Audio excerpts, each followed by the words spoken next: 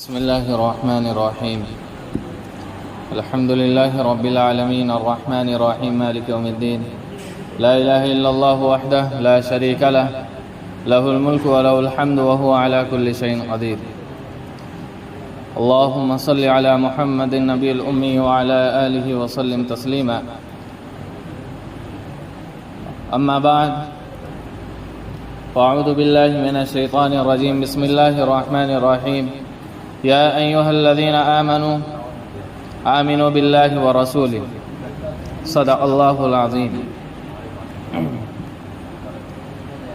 میرے محترم بزرگوں اور دوستو، اللہ تبارک و تعالی نے تمام عالم کو پیدا فرمایا ہے اور پھر سارے نظام کو قائم کیا، تمام انسانوں کو اشرف المخلوقات کے لقب سے نوازا. پھر ان میں بھی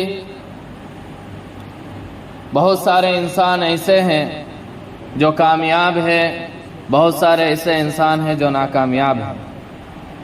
پوری تاریخ کو اٹھائے، جب سے یہ دنیا قائم ہے، کسی بھی تاریخ کو اٹھائے، کسی بھی کامیاب شخص کی زندگی کا مطالعہ کرے، کسی بھی ناکامیاب شخص کی زندگی کا مطالعہ کرے، چاہے وہ دینوی ہو یا دنیاوی ہو، تو اس کی کامیابی کی کوئی نہ کوئی راز ہوگی، کوئی نہ کوئی وجہ ہوگی.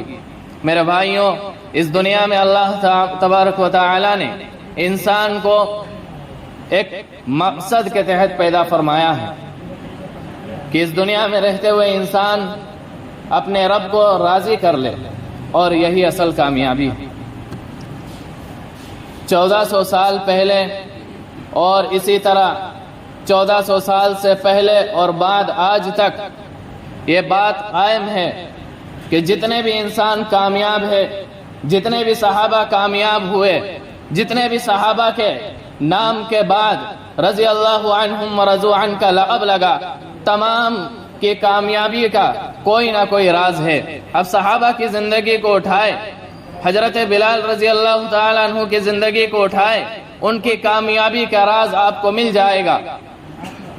جب انہوں نے یہ کامیابی کے راز ہے کیا؟ میرے بھائیوں، دنیاوی اعتبار سے ہو، دینوی اعتبار سے ہو، کامیاب ہونا ہے تو اس کے لیے ایک شرط ہے، اور وہ ہے محنت، اور وہ ہے محنت. تمام انسانوں، تمام کامیاب انسانوں کی زندگی کو اٹھائے، ان کی تاریخ کا مطالعہ کرے، ہمیں پتہ چلے گا کہ انہوں نے اپنی محنت کے بلبوتے پہ، انہوں نے اپنی محنت کی وجہ سے کامیاب شخص میں، کامیاب ترین شخص میں اپنا نام درج کروایا.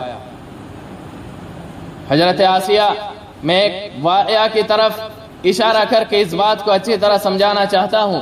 حضرت آسیہ رضی اللہ تعالی عنہا، جو کہ فرعون کی بیوی اور شہزادی تھی، آپ ان کے بارے میں مطالعہ کیجئے، تاریخ کے اوراق کو اٹھائیے کہ انہوں نے بھی جب اس دین کے خاطر محنت کی، جب اس دین کے خاطر قربانیاں دی، تو وہ بھی ایک کامیاب ترین انسانوں میں شمار ہو گئی. اور اللہ نے پوری دنیا میں بلکہ قیامت تک آنے والے انسانوں کے لیے یہ پیغام دیا کہ جس طرح حضرت آسیہ نے اس دین کے خاطر قربانیاں دی، حضرت آسیہ نے اس دین کے خاطر محنتیں کی، انہوں نے، اللہ تبارک و تعالی نے انہیں کامیابی نصیب عطا فرمائی. اسی طرح قیامت تک آنے والے انسانوں، قیامت تک آنے والے جن و بشر، سن لو، اگر تمہیں بھی کامیابی چاہیے، اگر تمہیں بھی اللہ کو راضی کرنا ہے، تمہیں بھی کامیابی چاہیے، تو تمہیں بھی محنت کرنی پڑے گی، تمہیں بھی اس دین کے خاطر قربانیاں دینی پڑے گی. حضرت آسیہ کے بارے میں آتا ہے کہ اس وقت وہ فرعون کی بیوی تھی، اور فرعون انا ربکم الاعلی کا دعویٰ کیا کرتا تھا کہ میں سب سے بڑا رب ہوں، میں سب سے بڑا رب اعلیٰ ہوں، میں ہی رب ہوں، میرے سوا کوئی رب نہیں ہے. یہ فرعون کا دعویٰ تھا. دنیا میں بلکہ تاریخ میں، پوری کائنات کی تاریخ میں یہ بات گواہ ہے کہ خدا وحدت کا دعویٰ کرنے والا فرعون تھا. میرے بھائی، اس نے دعویٰ کیا کہ میں سب سے بڑا رب اعلیٰ ہوں. اس کے بعد ان کی بیوی جب اسلام قبول کر لی، حضرت موسیٰ علیہ السلام اس دور کے پیغمبر تھے، جب ان کے پیغام پر اپنی زندگی کو لے آئی، ان کے باتیں اور اسی طرح ان کے جو احکامات تھے ان کو اپنی زندگی میں لے آئی، فرعون کو پتہ چل گیا کہ میری بیوی، میری شہزادی مجھے خدا نہیں مانتی۔ جب یہ فرعون کو پتہ چلا تو فرعون آگ ببولا ہو گیا، اور پھر مجمع کو جمع کروایا، اور جمع کروانے کے بعد حضرت آسیہ رضی اللہ تعالی عنہ کو بلوایا اور کہا کیا تو مجھے خدا نہیں مانتی ہے؟ حضرت آسیہ نے کہا کہ میں تجھے خدا نہیں مانتی، میرا تو خدا وہ ہے جو موسیٰ علیہ السلام کا پروردگار ہے۔ روایتوں میں آتا ہے کہ فرعون کے چہرہ سرخ ہو گیا اور وہ غصہ سے بھڑک اٹھا اور کہنے لگا کہ اسے ننگا کر دیا جائے۔ روایتوں میں آتا ہے کہ حضرت آسیہ کو ننگا کر دیا گیا۔ میرے بھائیوں، اور عورت مرد کے اندر بھی اگر اس کو ننگا کر دیا جائے تو اتنی شرمندگی محسوس ہوتی ہے۔ وہ تو ایک عورت تھی، ان کو ننگا کیا جا رہا پورے مجمع کے درمیان، لاکھوں کا مجمع ہے، لیکن حضرت آسیہ اس چیز کو قبول کر رہی ہے، اس چیز کو تسلیم کر رہی ہے، صرف اس اللہ کے لیے، اس دین کے لیے کہ اگر اللہ کا تقاضا آئے، اس دین کا تقاضا آئے، جب قربانی دینے کی باری آئے، جب محنت کرنے کی باری آئے تو لبیک کہہ پڑوں گی۔ میرے بھائیو، ننگا کر دیا گیا۔ حضرت آسیہ کو فرعون کے محل کی طرف نظر کر کے لٹا دیا گیا۔ فرعون پھر کہنے لگا اب بھی وقت ہے، آجا مجھے خدا مان لے ورنہ تیرا اس سے برا حال کروں گا۔ روایتوں میں آتا ہے کہ حضرت آسیہ کے زبان پر ایک لفظ تھا، فَأْذِ مَا أَنْتَ قَاضٍ، جو کر لے تو کرنا چاہتا، تو جو کر لے کر لے۔ میرے بھائیو، فرعون جب اس کے یہ الفاظ سنا تو فرعون کہنے لگا اچھا۔ اس کے بعد اپنے وزیروں سے حکم دیا، اپنے وزیروں کو حکم دیا کہ اب اس کو کیلیں ٹھوک دی جائے۔ ہاتھوں اور پیروں میں کیلیں ٹھوک دی گئی۔ میرے بھائیوں، حضرت آسیہ تڑپنے لگی، اور پھر فرعون نے کہا، یہ بار بار اس کو تشکیل کر رہا کہ تم مجھے خدا مان لے ورنہ تیرا اس سے برا حال کروں گا۔ روایتوں میں آتا ہے کہ حضرت آسیہ کا وہی قول تھا، ان کی زبان پر وہی الفاظ تھے، وہی جملہ تھا کہ فَأْذِ مَا أَنْتَ قَاضٍ، تجھے جو کرنا ہے کر لے، میں نہیں ڈرتی، میرا تو خدا صرف ایک اللہ ہے، میرا تو خدا وہی ہے جو پیغمبر موسیٰ علیہ السلام کا پروردگار ہے۔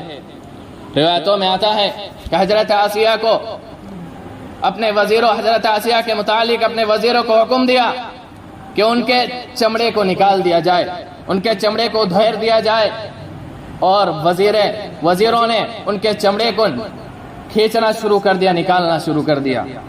میرے بھائیوں، تڑپنے لگی اور اسی تڑپتے رونے لگی۔ حضرت آسیہ رضی اللہ تعالی عنہ کو اسی طرح کئی دن تک رکھا گیا۔ اس کے بعد فرعون نے پھر کہا کہ اب بھی وقت ہے، آجا مجھے خدا مان لے، میں تیرا خدا ہوں، تو میری شہزادی ہے۔ لیکن حضرت آسیہ کہنے لگی میرا تو خدا صرف ایک اللہ ہے، فَأْذِ مَا أَنْتَ قَاضٍ۔ فرعون اور بھڑکنے لگا اور پھر کہنے لگا کہ لاؤ مرچی پاؤڈر، اور روایتوں میں آتا ہے کہ مرچی لائی گئی اور ان کے چمڑے ادھیرے ہوئے بدن پر پورے مرچی کو ڈال دیا گیا۔ حضرت آسیہ تڑپنے لگی اور تڑپ کر ان کی زبان سے یہ الفاظ جاری ہوئے، رب هب لي عندك بيتا في الجنة، یا اللہ تم میرے لیے جنت میں گھر بنا دے، ونجني من فرعون وعمله من القوم الظالمین، اور مجھے فرعون سے نجات دے دے۔ اللہ تبارک و تعالی ان کی یہ دعا کو قبول فرمائی اور انہیں وفات دے دی۔ میرے بھائیوں، اب یوں ہی نہیں رہا، انہوں نے اس دین کے خاطر قربانیاں دی، اس دین کے خاطر محنتیں کی، پھر اللہ نے اس کا انعام بھی دیا اور پوری دنیا اور پورے قیامت تک آنے والے انسانوں کو پیغام دیا کہ تم بھی اگر محنت کرو گے تمہیں بھی کامیابی ملے گی، تم بھی اس دین کے خاطر قربانی دو گے تمہیں بھی انعام سے نوازا جائے گا۔ حضرت آسیہ کے بارے میں آتا ہے کہ انہیں آج صلی اللہ علیہ وسلم کا جوزہ بنایا جائے گا جنت میں، یہ مقام دیا گیا۔ تو میرے بھائیو، یہ مقام، یہ کامیابی کیوں ملی؟ ان کے پیچھے راز ہے، اور وہ راز ہے محنت، قربانی۔ آج یہی چیز اگر ہم علماء اپنے اندر لے آئے، اس دین کے خاطر قربانیاں دینے لگے، اس دین کے خاطر محنتیں کرنے لگے، ہم طلبہ پڑھائی میں مشغول ہو جائے اور جتنی ہو سکے محنت کرنے لگے، تو ہمیں بھی کامیابی ملے گی اور پوری دنیا کے کونے کونے تک اس دین کو لے کر ہم جانے والے بن جائیں گے۔ میرے بھائیو یہ پورے پیغام دیتا ہے. یہ سارے واقعات یوں ہی نہیں ہے، یہ سارے واقعات ایک ایک جز ہمیں پیغام دیتا ہے کہ تم بھی اب محنت میں لگ جاؤ، تم بھی قربانی میں لگ جاؤ تاکہ تم کامیاب ہو سکے. جس طرح حضرت آسیہ اور اسی طرح بے شمار صحابہ بلکہ تمام صحابہ کرام کی کامیابی کے راز محنت، قربانی، مشقت، یہ تمام چیزیں ہیں. اگر یہ چیز ہم اختیار کر لے تو جس طرح ان کو کامیابی ملی، جس طرح ان کے نام کے بعد رضی اللہ عنہم ورضوا عنہ کا لقب ملا، تو کوئی بعید نہیں ہے کہ ہمارے نام کے ساتھ بھی رضی اللہ عنہم ورضوا عنہ کا لقب لگے. آج بھی اس دور میں وہ علماء موجود ہے جن سے اللہ راضی ہو گئے. کس بنا پر؟ انہوں نے محنت کی، اپنی زندگی کو ڈھالا، اپنی زندگی کو بدلا، تب جا کر انہوں نے کامیابی حاصل کی. اللہ نے انہیں کامیابی سے سرفراز کیا. تو میرے بھائیو خلاصہ کلام یہ ہے کہ ہم محنت میں لگ جائے، چاہے تعلیمی اعتبار سے ہو، چاہے قربانی اعتبار سے ہو. جتنے بھی دین کے احکامات ہیں ان میں ہم محنت کرنے لگے، ان میں قربانی کرنے لگے. میرے بھائیو RSS 48 گھنٹہ محنت کرتا ہے، تب جا کر آج ہندوستان پر ان کی حکومت قائم ہے. اور آج مسلمان ایک منٹ بھی، ایک گھنٹے بھی محنت نہیں کرتا، جس کے بنیاد پر مسلمانوں کی ہوا اکھڑتے جا رہی، مسلمانوں کی عزت و عظمت ختم ہوتی جا رہی. کیوں؟ وجہ یہ کہ مسلمانوں نے محنت کو چھوڑ دیا، ہم علماء نے محنت کو چھوڑ دیا، جس کے بنیاد پر ہم سے ساری چیزیں لوٹی جا رہی. جس بنیاد پر ہم سے جتنی عزت، ہماری جتنی عزتیں تھی، ہماری جو مقام تھا، ہمارا جو مقام تھا، جو مرتبہ تھا، وہ مرتبہ ختم ہوتے جا رہا. کیا وجہ ہے کہ ہم نے محنت کو چھوڑ دیا؟ جب اس دین کے خاطر علماء نے محنت کیا تو اسی دین کے، اسی قوم کے لوگ حضرت امام ابو حنیفہ بن گئے. میرے بھائیوں حضرت امام شافعی بن گئے. یہ کب ہوگا؟ جب ہم محنت کریں گے، جب ہم قربانی دیں گے، تب جا کر ہمیں کامیابی نصیب ہوگی، ورنہ پھر کامیابی کے ہم وہ بھی سونگ نہیں پائیں گے. اللہ تعالی ہمیں محنت کرنے اور قربانی دینے کی توفیق عطا فرمائے تاکہ ہم کامیابی حاصل کریں. اور دعا گو ہوں کہ اللہ تعالی تمام طلبہ، تمام علماء اور اسی طرح تمام اس دین کے خاطر قربانیاں دینے والے کو قبول فرمائے، ان سے راضی ہو جائے. آمین. وآخر دعوانا الحمدللہ رب العالمین.